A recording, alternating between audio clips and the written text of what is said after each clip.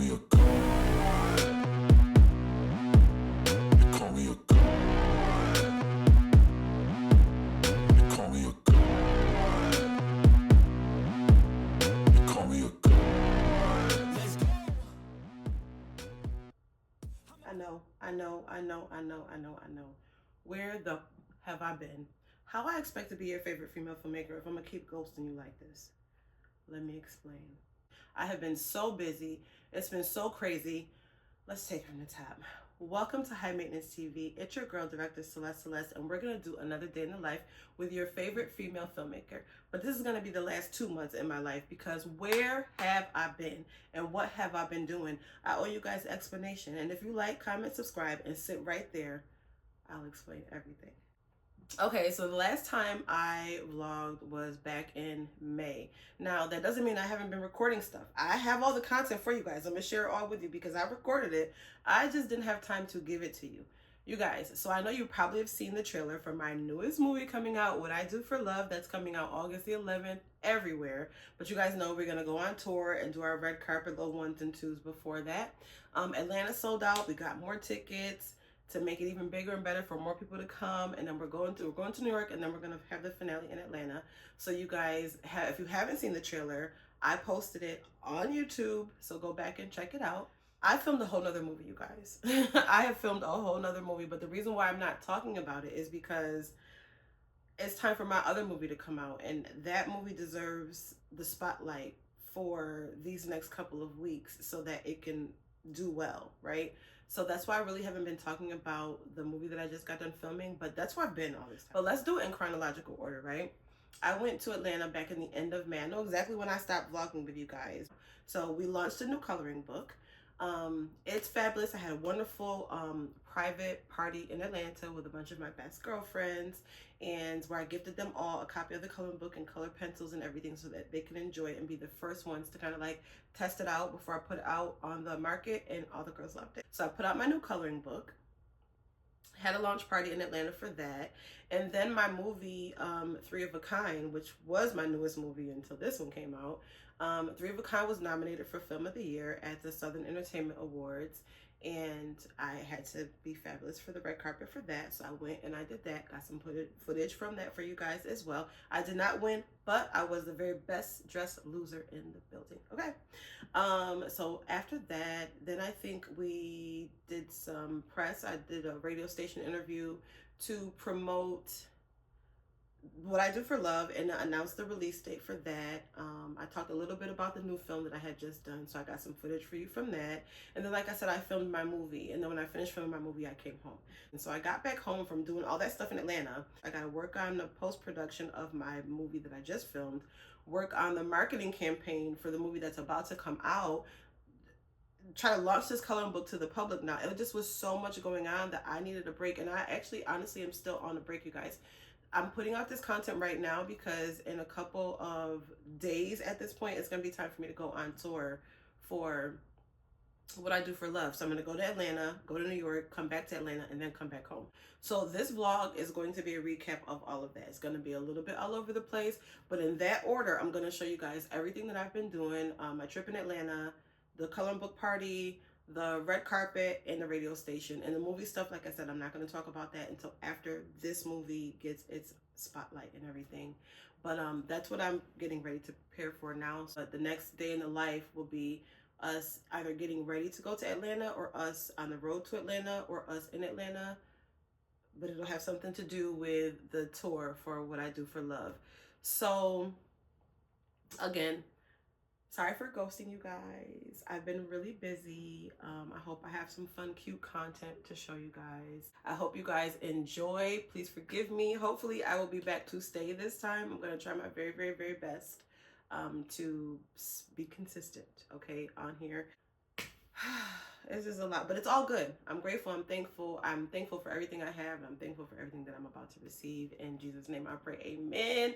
I hope you guys enjoy the vlog.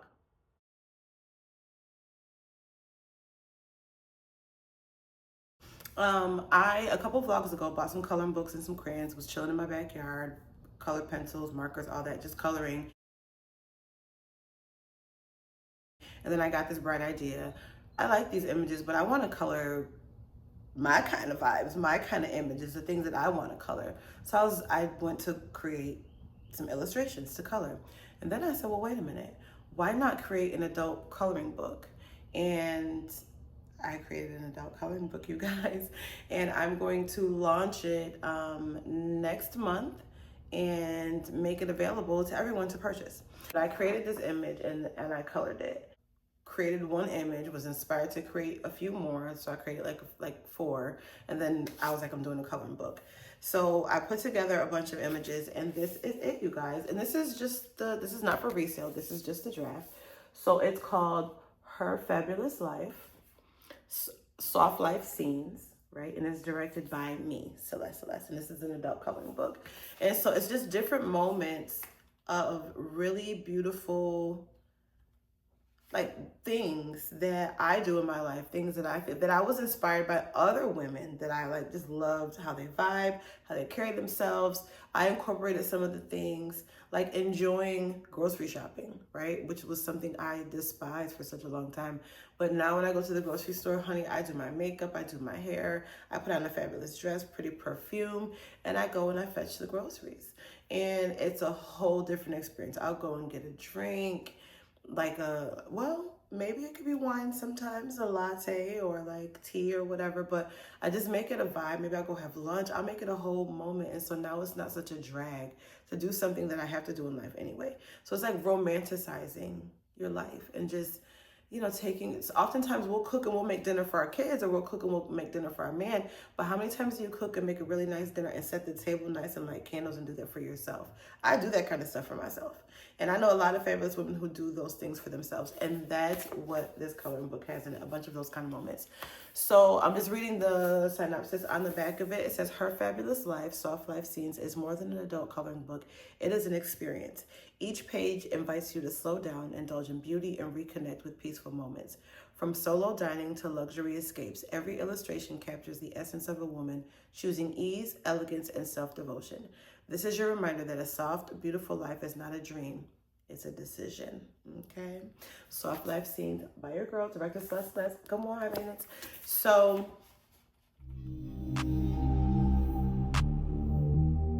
I love you ladies so much, and I hope you enjoy your season.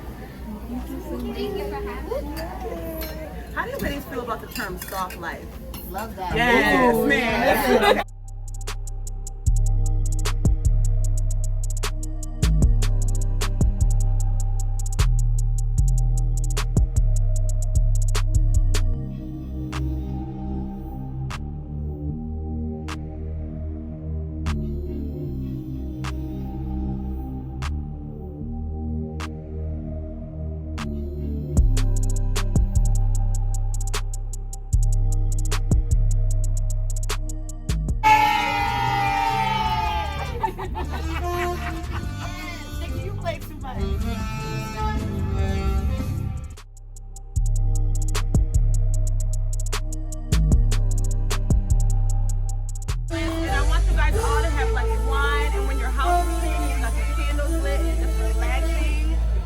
That's when and you should see yourself in all the different moments within the book. So look at all the pages and so what you guys see. Yes. So this is all the things that we do in life. We do our skincare, we take bubble baths, we make nice dinners for ourselves, all the things.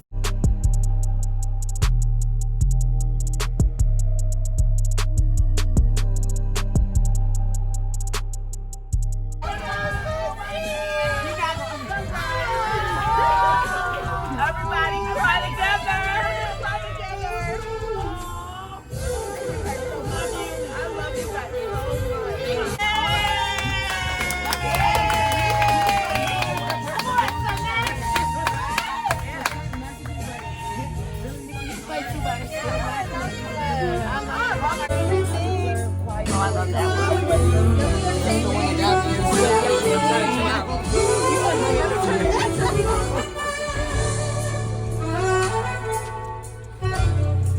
Welcome to a part of my life.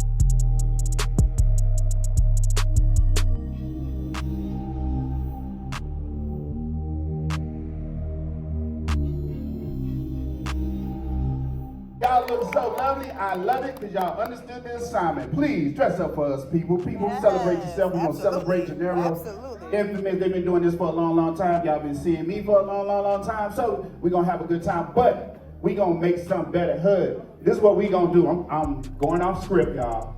I'm bringing them. You already know that. Music executive, and I just popped out as an artist, so y'all are one of the first people to hear this song, so be my cousins tonight, alright? Wake up. Yeah. Come on.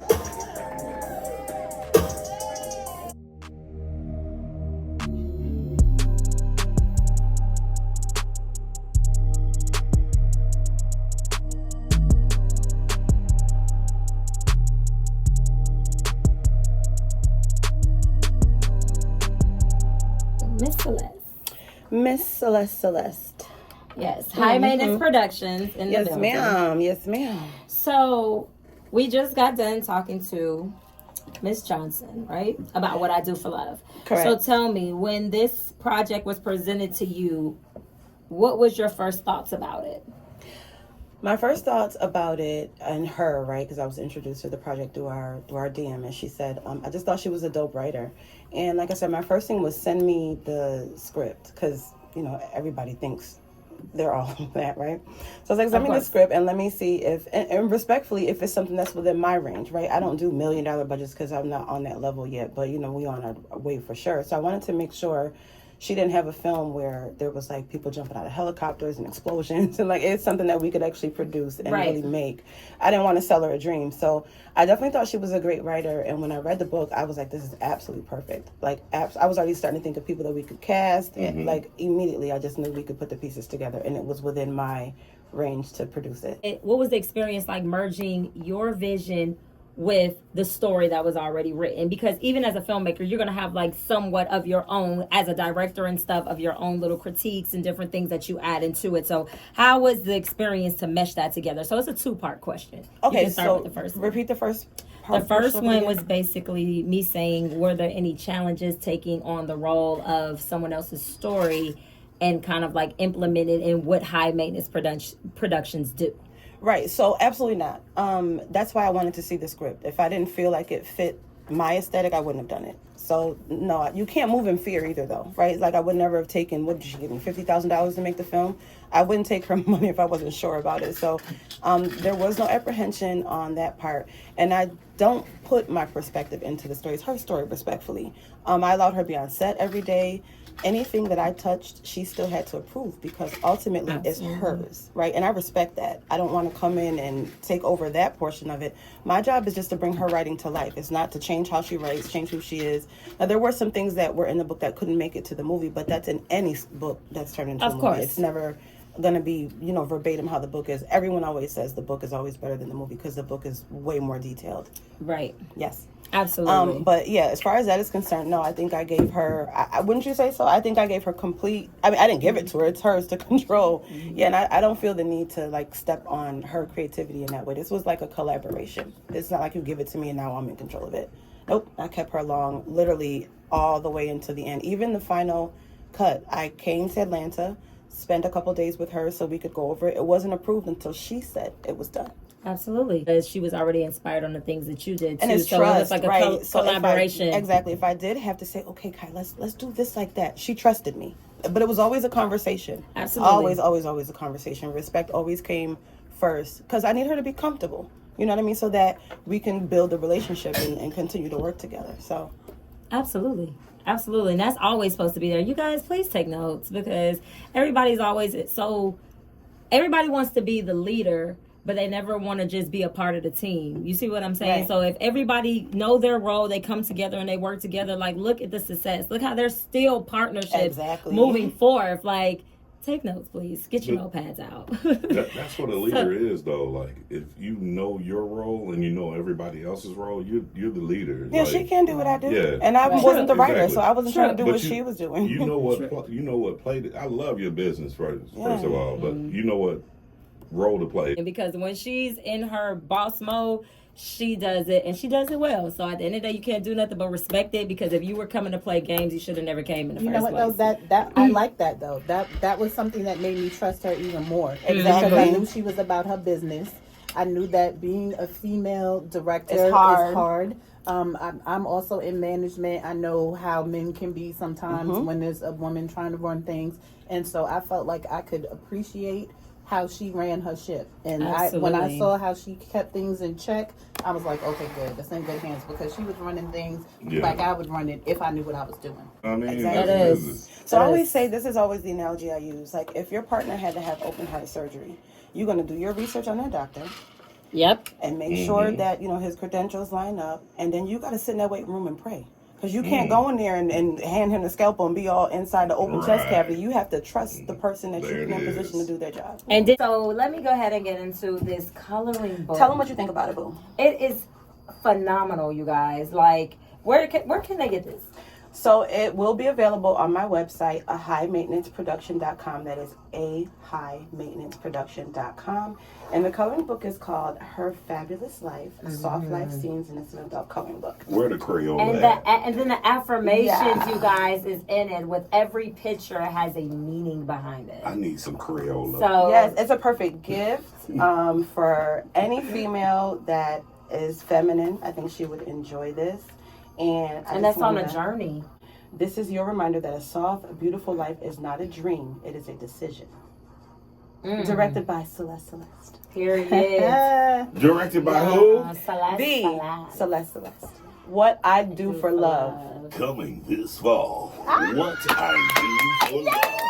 People, y'all already know that y'all tune in with the host with the most, Callie Fortune. I just did a amazing show on Lit City with Callie, exclusively streaming on WSREradio.com, Swift Radio Effects 87.6. I have two amazing, beautiful, talented goddesses in my presence, Miss KF Johnson and Miss Celeste with High Maintenance Productions.